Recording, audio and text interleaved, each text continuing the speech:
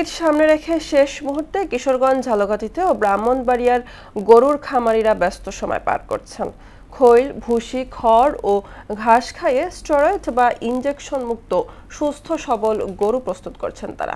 বাজারে দেশি ও শঙ্কর জাতের গরুর ব্যাপক চাহিদা রয়েছে। প্রতিনিধিদের পাঠানো তথ্যে আরও জানাচ্ছেন মাহমুদ আক্তার। ঈদুল আজহাকে সামনে রেখে কিশোরগঞ্জে জমে উঠেছে কোরবানির পশুর শেষ মুহূর্তের প্রস্তুতি। এবার জেলায় কোরবানির জন্য প্রস্তুত করা হয়েছে প্রায় 1,92,000 গবাদি পশু, যা স্থানীয় চাহিদার তুলনায় প্রায় 40,000 বেশি। ইনজেকশন বা কৃত্রিম উপায় ব্যবহার না করে সম্পূর্ণ দেশীয় পদ্ধতিতে এসব পশু প্রস্তুত করা হয়েছে দাবি করছেন খামারিরা। এখানে প্রায় আমরা কুরবানির জন্য প্রায় 100 মতো গরু ছাড়ার জন্য প্রস্তুতি নিতেছি মালিকের নির্দেশ।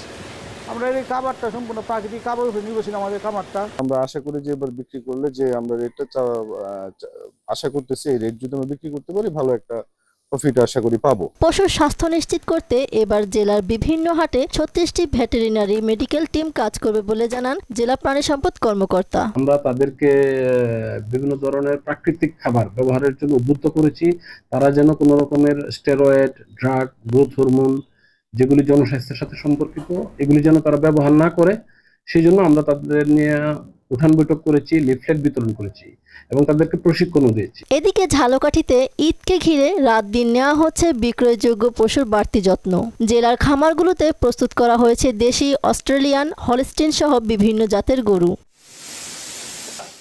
এবার অবৈধ পথে ভারতীয় গরু আসা বন্ধে ব্যবস্থা নেওয়ার দাবি খামারিদের। বাইরের গরু কোরবানির সময় যদি না আসে তাহলে আমরা ক্ষুদ্র খামারিরা কিছু লাভবান হতাম।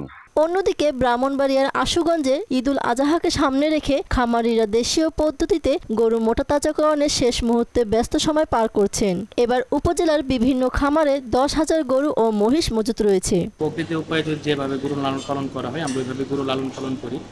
আমাদের মেইন ফোকাসই থাকে ঘাস। এখানে সর্বনিম্ন আপনার 80,000 টাকা শুরু করে 5 লাখ 7 লাখ টাকা পর্যন্ত গরু আমাদের কালেকশনে আসে। গবাদি পশুর স্বাস্থ্যসেবায় প্রাণী সম্পদ অধিদপ্তর স্থানীয় পর্যায়ে তৎপর রয়েছে বলে জানান উপজেলা প্রাণী সম্পদ কর্মকর্তা। এখন আমাদের এখানে যেমন এফএমডি এবং লাম্পি স্কিন রোগের একটা প্রাদুর্ভাব আছে, খামারিরা যেন তাদের গরুগুলোকে বাঁচিয়ে রাখতে পারে সেই হিসাবে আমরা ভ্যাকসিনেশন প্রোগ্রাম করছি।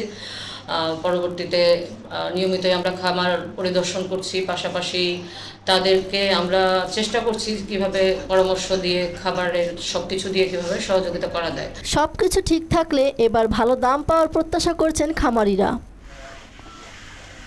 মাহমুদ আক্তার, মোহনা সংবাদ।